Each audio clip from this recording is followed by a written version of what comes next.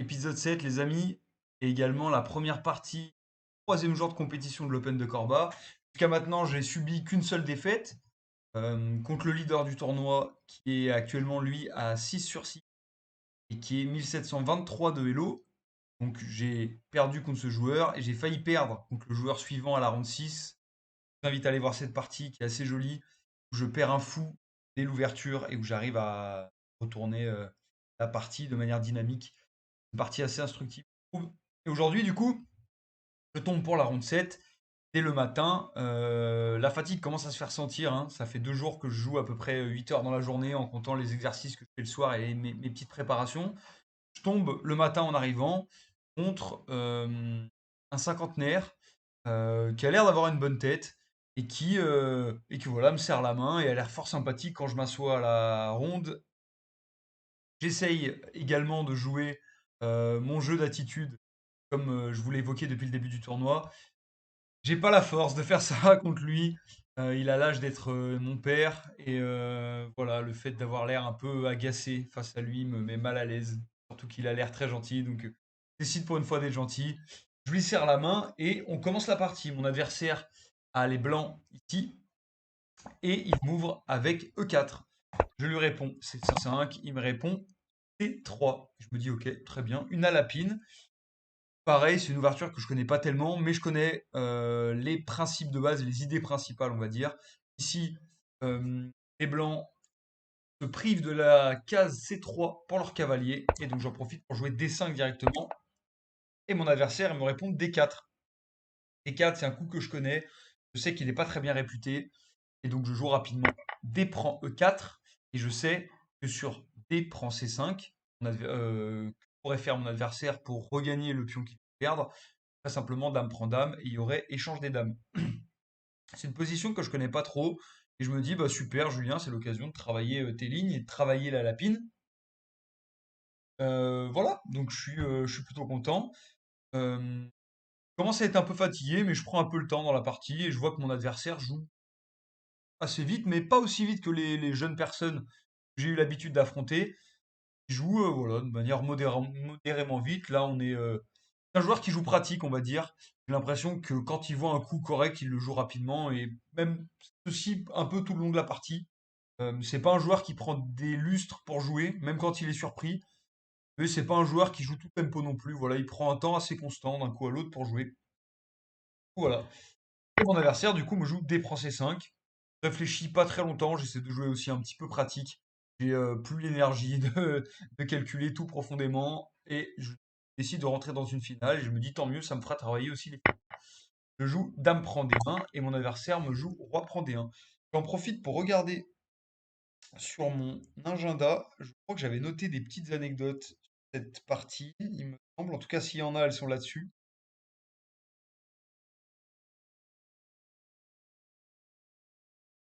Et voilà. Et voilà, cet adversaire, qu'est-ce que j'ai mis? Ouais, ok. Ah, ok, très bien. Bah, vous voyez, j'ai noté qu'il me mettait la pression autant, chose que j'avais totalement oubliée. Ok, très bien. Donc, il me joue des prend C5 et moi, je me dis simplement que je vais développer une pièce et je joue cavalier C6. Cavalier C6, c'est peut-être pas idéal. Peut-être que j'aurais pu jouer euh, rapidement cet autre cavalier, cavalier F6, dans l'idée de venir ici pour peut-être taper sur la case faible et menacer une fourchette. Bon, j'ai fait cavalier F6, cavalier C6, pardon. L'idée, c'était de rapidement faire fou échec et grand roc pour taper sur le roi au centre et puis développer rapidement mes pièces. Donc c'est ce qui s'est passé dans la partie. Mon adversaire me fait fou B5, je joue G4, il me joue F3 et je joue grand roc, échec. Mon adversaire là-dessus me joue roi E1. Et là, j'hésite un peu, je sais pas trop quoi faire. En fait, je voulais pas reculer mon fou, j'ai l'impression que ça me fait perdre du temps. Sauf que lui, bah, pareil, il aurait sorti son cavalier ici. Je décide de prendre avec l'idée suivante qui est que sur cavalier prend F3, qui est la partie, j'ai cette idée-là où à tout moment je peux venir avec mon cavalier ici pour venir taper sur ce cavalier. Je vous montre un peu la partie. Si je fais cavalier E5 et que mon adversaire prend, j'ai des idées d'enfilade ici où mon adversaire perd la tour. Donc je joue pour faire ça. Et mon adversaire, non. Donc je prends le pion, pardon, il récupère du cavalier. Et en fait, je sais pas pourquoi j'ai pas fait cavalier là, comme je viens de vous dire. J'ai bugué dans la partie et je me suis dit le centre, on va peut-être le choper. Je me suis dit, au lieu de faire cavalier là, qui était beaucoup plus direct hein, comme approche, euh, j'ai décidé de faire E5. Sachant que sur cavalier E5, peut-être qu'il avait H3 intermédiaire, mais c'est vrai que j'aurais pu revenir. Et si j'aurais pu prendre sur échec, à ce moment-là, il aurait peut-être décalé. Ouais, et finalement, c'est une autre partie, mais je reviens, il prend le fou. Bon. En fait, c'est peut-être pas terrible. Peut-être que c'était pas forçable comme coup. On va regarder ce que dit l'ordi d'ailleurs. L'ordi, il dit E5. Donc, vous voyez, quand je prends un peu de temps pour réfléchir, ouais, un peu mieux. Non, l'ordi propose de sortir son cavalier, mais très bien. Mon approche était donc, ouais, cette approche était peut-être un peu plus directe. E5. Bon, en fait, tous les coups étaient bons. Cavalier F6, E5, voilà. Si on lui laisse du temps, il hésite un peu. Très bien. Bon, dans la partie, j'ai fait E5. Je vais essayer de moins parler aussi pendant cette analyse. Certains de mes viewers m'ont dit que les vidéos étaient trop longues, celle-ci sera un peu plus courte. Je fais donc E5, mon adversaire me fait coup E3, bien pensé. L'idée de E5, c'était déjà de menacer la poussée pour essayer de gagner ici la tour avec l'enfilade, mais également de menacer la prise du pion. Mon adversaire me joue fou 3, et là je décide de pousser. Mon idée, c'était en fait de dégager cette colonne pour pouvoir faire ma tactique. En fait, j'ai pas du tout réfléchi. Mon adversaire avait juste, euh, il prend intermédiaire, évidemment. Pas évidemment, non, pas évidemment d'ailleurs. Il prend intermédiaire en C6, je récupère du pion et il me joue cavalier FD2. Cavalier FD2. Du coup, en fait, je me dis que dans cette position-là, j'aurais peut-être simplement dû sortir mon cavalier, qui aurait permis de pousser plus tard et de bien contrôler l'espion, et simplement aussi de développer mes pièces. Je trouve qu'en fait ce coup 4 est un peu naïf. J'ai l'impression qu'il est pas terrible. Je pense que l'ordi va me proposer de faire le cavalier en premier. La poussée marche aussi apparemment, on va le laisser un peu calculer. Mais oui, se développer, développer les pièces était mieux. Sachant que oui, cavalier là et cavalier D5 étaient peut-être pas mal pour mettre la pression au fou. Se développer était mieux. En tout cas, je fais E4. Mon adversaire donc fait fou prend, pion prend, et il remet son cavalier en D2. Et là, j'ai fait la première erreur de la partie. Je joue F5. C'est là que j'avais noté. Non, c'est pas là que j'avais noté, c'est après.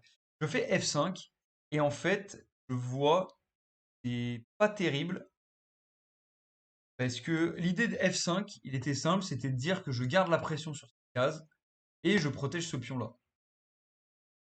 J'aurais pu simplement, d'ailleurs, développer mon cavalier. Et je m'étais dit que sur le développement de mon cavalier, ce pion allait être comment dire, un peu esselé en fait au centre. Donc je voulais pousser. La sortie du cavalier était mieux, c'est une certitude. Et ici j'ai fait F5 et en fait j'ai vu qu'une ligne marchait pas. Et la ligne c'est la suivante. Mon adversaire me fait H3. Je suis donc obligé de reculer en H5. Et j'ai vu que mon adversaire avait tour F1, menace de prendre le pion. Et si je fais G6, là, G6, tape la tour, enferme la tour, donc je peux pas faire G6. Et donc si je fais pas G6, je suis obligé de... Ah, je suis obligé de rien, je peux sortir mon cavalier. Là, ouais, ça a marché. Cavalier ici. Et après, il avait peut-être la poussée. Je prends, prends, il prend. Ok, ça tenait. J'avais peut-être fou cavalier F7. J'ai pas vu en fin de variante. J'ai tout calculé à partir de cette position en fait. Au moment où je vais jouer F5, je me suis dit qu'il avait ça et j'ai pas vu qu'il y avait le cavalier qui pouvait sortir et protéger en fin de variante. En tout cas, mon adversaire me fait H3, je fais fou H5, il me fait G4 et je fais F franc. Et là, mon adversaire me fait cavalier en E4 que j'avais pas vu tout à la fin de la variante.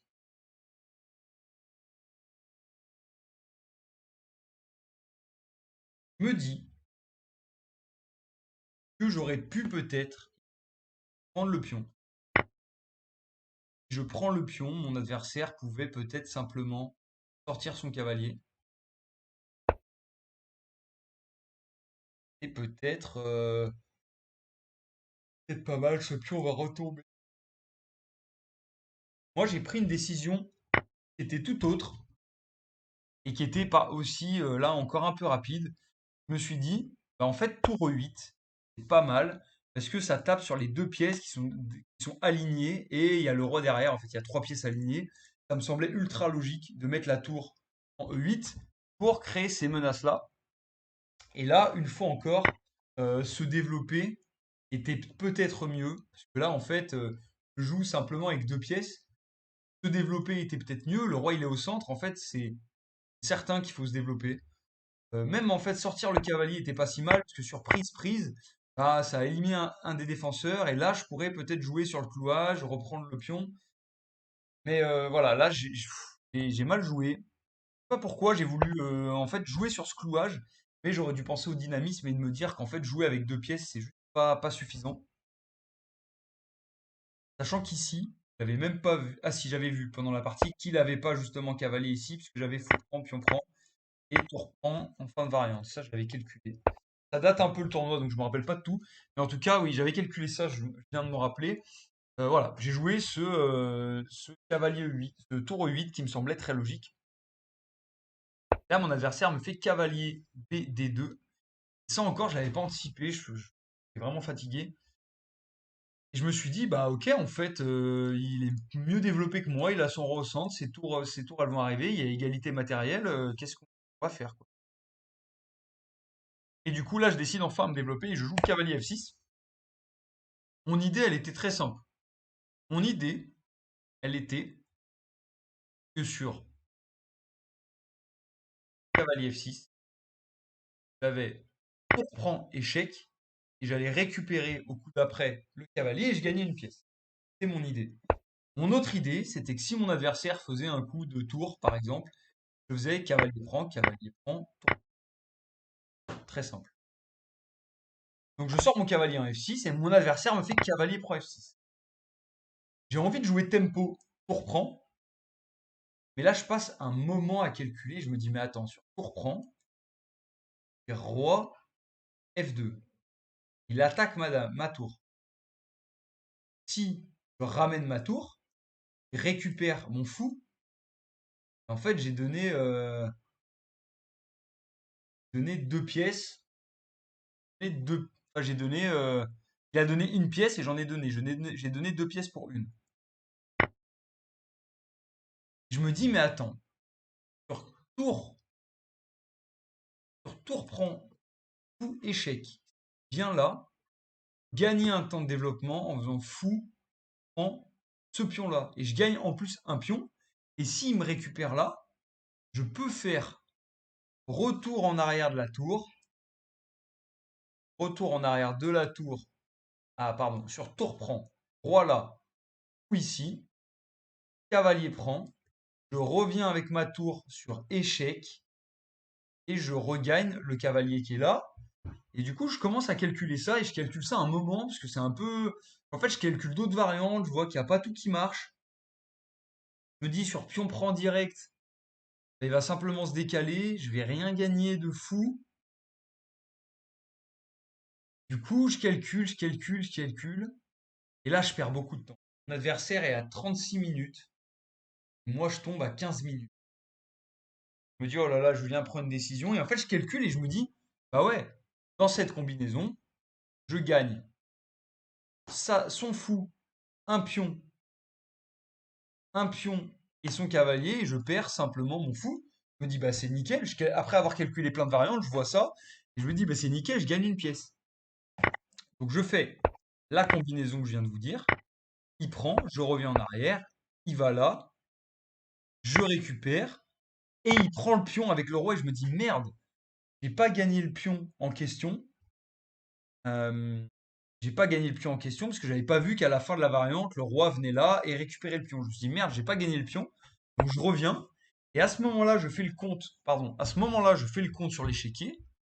Et je me dis, mais en fait, j'ai rien gagné. Enfin, en fait, j'ai pas gagné une pièce. J'ai gagné une pièce. Dans la combinaison, j'ai gagné une pièce par rapport à cette position. Mais en fait, il venait de me prendre une pièce. C'est pour ça qu'un conseil qu'on m'a toujours dit et que j'ai pas appliqué ici, c'est qu'il faut pas compter le nombre de pièces qu'on prend et le nombre de pièces qui restent à la fin sur l'échiquier. Et c'est ce, et c'est, et je m'étais toujours dit, c'est quoi l'intérêt enfin, c'est pareil. Et en fait, non, c'est pas pareil. Quand on calcule longtemps une variante, et ben là, j'avais l'impression de gagner une pièce alors que j'en gagne pas une. Enfin, ça, j'ai l'impression de forcer des portes ouvertes et vous allez me dire que je suis débile. Mais en fait, le fait de pas compter les pièces qui restent sur l'échiquier et de compter le nombre de pièces qu'on a pris, ça m'a fait faire cette erreur de calcul. Et en plus, en plus, ça aurait pu être rentable si je gagnais un pion dans la bataille, mais même pas puisque mon adversaire récupère le pion ici. Donc là, je vois ça, je vois cette position, et je me dis, mais là, c'est un désastre.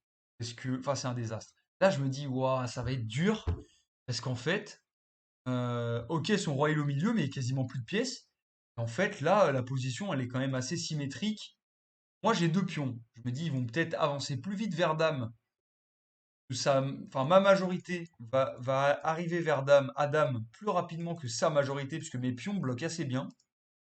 Je me dis, là, il reste plus beaucoup de pièces. Ça va être chaud, la finale, c'est pas ma spécialité. Je me dis, ça va être compliqué. Je décide de ramener ma tour en D5 pour gagner un temps sur le cavalier. Mon adversaire développe son cavalier. Là, je me pose la question. Je me dis, est-ce qu'on joue finale de tour? Est-ce qu'on joue une finale de tour ou euh, est-ce qu'on,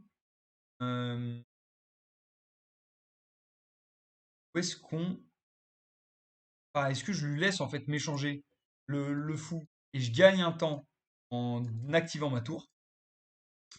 Ou est-ce que je mets en sécurité mon fou et je garde le plus de pièces possible? Là, ça m'embêtait parce que je me disais qu'il allait prendre le colonne enfin, les colonnes ouvertes en fait. S'il m'échange pas, je voulais pas qu'il prenne les colonnes ouvertes, et en même temps, je me disais, mais en fait, je peux pas lui laisser mon fou, il y a quasiment plus de pièces si on échange tout.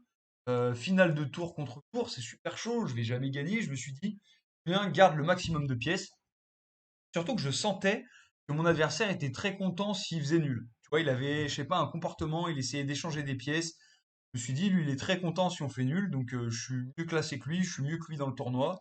Mon adversaire avait sur 4 parties, il avait non, sur 6 parties, il avait 4, je crois. Je me dis non, on garde le maximum de pièces, voilà, faut complexifier la position, il faut que faut que je garde des ressources si je veux l'arnaquer. Bon, il est hors de question que je fasse nul contre lui, c'est ce que je me dis dans la partie.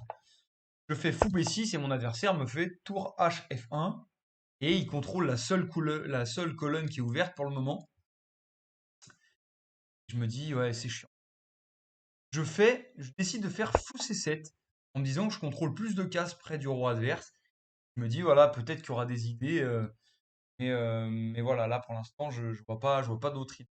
Mon adversaire me fait tour F5 et me conforte dans l'idée peut échanger des pièces. Là, je commence à être plus être bien au temps. Il me reste à peu près 8 minutes, 7 minutes. Et mon adversaire, je crois, 25. Je me dis, oh là là, Julien, il faut que tu... Comment arnaquer? Il y a presque plus de pièces. Ton adversaire, il veut faire nul. Et là, il se met à jouer très vite. Oh là là là là, si je me mets à trop... Alors, je me dis, est-ce que je ne lui proposerais pas nul? Parce qu'en fait, j'ai peur. J'ai peur et je me dis que lui, il veut faire nul. Il est super content s'il fait nul. Et que moi, si je force trop, je vais perdre autant. Je préfère faire nul que perdre, évidemment. Et après, je me dis, Julien, tu peux pas vouloir avoir des ambitions dans les échecs et proposer nul à quelqu'un qui est presque 1200. Il était 1100. Je me dis, je peux pas faire nul contre un 50. Pas possible. Je me dis, il faut que je l'arnaque. Et là, je me dis, ok, est-ce que je bouge ma tour, mais il va développer la sienne. Et je me dis, là, il pénètre, ses pièces sont super actives. Et je me dis, Julien, il y a une règle, c'est dans les finales, et encore plus dans les finales de tour, qui compte, c'est l'activité des pièces. Et du coup, je décide de faire tour prend F5, roi prend F5, dame, tour F6, qui active ma tour, et cette fois, c'est moi qui ai le contrôle de la colonne ouverte. Et je me dis, ma position, elle s'est améliorée là. Là, on est pas mal. Mon adversaire se décale et va en E6. Du coup, comme j'avais mis sur l'écran, je me dis, ce coup, il est bizarre.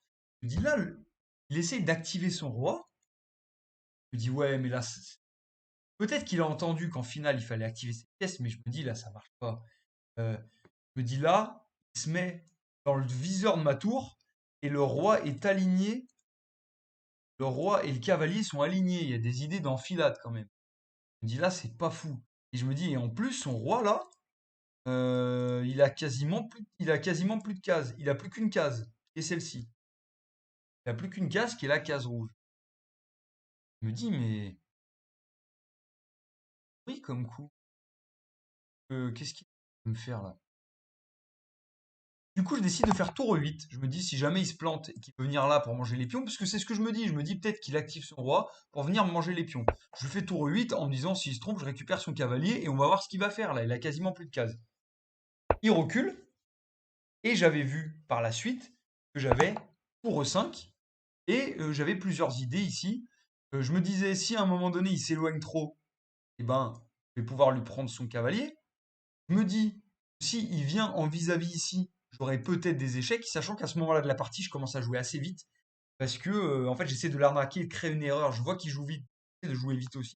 Parce que j'ai quasiment plus de temps. Et je me dis, dans tous les cas, au pire, si j'ai un échec, je peux revenir là, prendre le pion, revenir par derrière. Bon, par derrière, c'est contrôlé par le cavalier. Mais je me dis, il y a peut-être des idées. Tour 5, mon adversaire me fait roi F5. Et là, je me dis, ok, bah, je peux bouger, récupérer le pion. Et je me dis, punaise, j'ai pas le temps, qu'est-ce que je pourrais faire? Et là, je vois une idée. Une idée un peu marlou. Je me dis, Julien, hein, tu commences à être marlou, tu commences à être tactique, ça me plaît ça. Et je me dis, est-ce que j'ai pas G5 avec comme piège que s'il bouge son roi, bah, toujours, je récupère le cavalier. Si, et s'il fait cavalier prend, j'ai tour E1 sur échec et que je récupère la tour. Je me dis, putain, Julien, t'es malin. Et là, je me dis, bon, il a toujours le coup, cavalier, je me dis, il a toujours le coup de roi ici, roi F3. Et c'est ce qu'il me fait dans la partie roi F3. Et du coup, je lui fais tour F5, échec. Et là, je me dis que s'il fait roi E3, qu'est-ce que je peux faire? Je vois dame B6, de fou B6, pardon. Roi fou B6, il peut faire roi D3, il peut faire tour F3. Là, en fait, il a plus beaucoup de cases, mais il peut jamais venir ici. Sinon, j'ai la fourchette. Je me dis, il va où? Il va là. Il peut jamais venir ici non plus. Non, je gagne le cavalier. Ah non, je me dis, il peut venir là. À ce moment-là, j'ai la fourchette, il peut venir ici. Et je me dis, je vais peut-être pouvoir revenir avec mon roi pour lui manger son cavalier. Je me dis, qu'est-ce qu'il y a d'autre que je pourrais faire? Je dis sur roi ici, tour là. Je me dis, s'il vient là, ben, je voyais pas trop d'idées en fait, hein. Peut-être coup de fou, viens là, prends le pion. Et bah, ouais, franchement, j'avais pas d'idée. Je me suis dit, je vais essayer de créer de l'arnaque. Peut-être qu'il va se tromper. Je vais jouer vite. Je vais gratter des pions. Je vais essayer de faire le maximum. Euh, je joue donc G5. Il joue roi F3. Je joue tour F5. Et mon adversaire me joue roi G4. Et là, libération. F4, échec. Et mon adversaire abandonne. Donc voilà, j'ai bien transpiré quand même sur cette partie. à tout prix pas faire nul. J'ai réussi à l'arnaquer à la fin en finale en activant mes pièges. Je trouve que j'ai pris les bonnes décisions. Au milieu de jeu, j'ai pas été précis stratégiquement. Et je pense que j'ai un petit peu trop joué sur des idées basiques de clouage, d'activation des pièces, d'idées de faire du rock, mais j'ai pas réfléchi plus loin. Ça devait sûrement être la fatigue. Et il y a un travail à faire là-dessus. En tout cas, très content de ma finale et très content de mon arnaque, entre guillemets. Voilà, en termes de temps, il m'a mis la pression, donc c'était une partie assez palpitante. Je me trouve à la fin de cette partie, du coup, avec 6 points sur 7. Le podium commence à se dessiner, mais rien n'est encore joué. J'ai encore 4 rondes à réaliser. Et du coup, eh ben, je me prépare rapidement pour la ronde d'après. C'était dans une demi-heure. Et la ronde d'après, je joue une variante Gambiarrois. C'est très intéressante. Je vous laisserai découvrir ça lors de la prochaine vidéo. Merci à tous de m'avoir écouté. C'était Julien et je vous dis à plus. Bye.